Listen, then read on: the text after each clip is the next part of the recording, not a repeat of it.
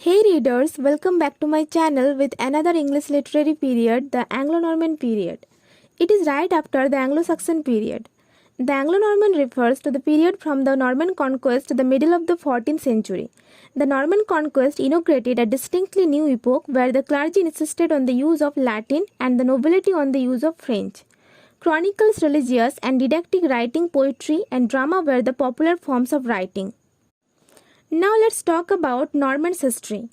The Normans were pagan barbarian pirates from Denmark, Norway and Iceland, as I said in previous video, that they came through seaborne. They began to make destructive plundering raids on European coastal settlements in the 8th century. They were originally descendants of Vikings who settled in the northwest France in the early 10th century. The French king, Charles the Simple, made a treaty with the chief of Vikings. King Charles gave him some lands in France with the hope of that the Vikings would not attack on France. The Vikings very quickly, within just 2 generations, they adopted French language and culture.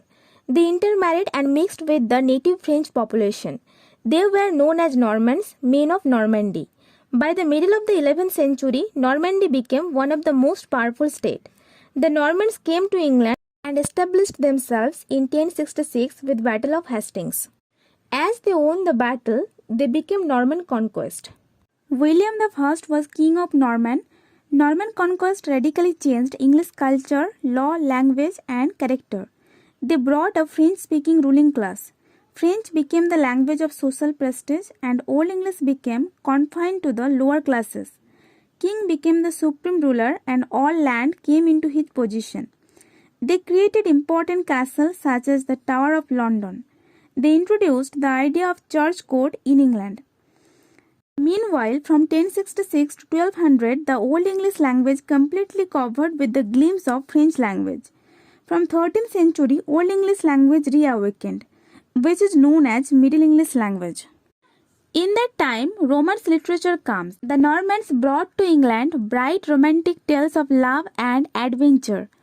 Romance became a popular literary genre. It was about soldiers' love for their country. These romances were mostly borrowed from Latin and French sources. Around 13th century, Lemon's Brood is a very important poem, written in Middle English language. It was about England's history. Through this work, English language reawakened. Many poets follow Lemon's footsteps and wrote so many works in English language. Most important poems of Anglo-Norman, The Owl and the Nightingale, Cursor Mundi, Cleanness and Patience, and many more.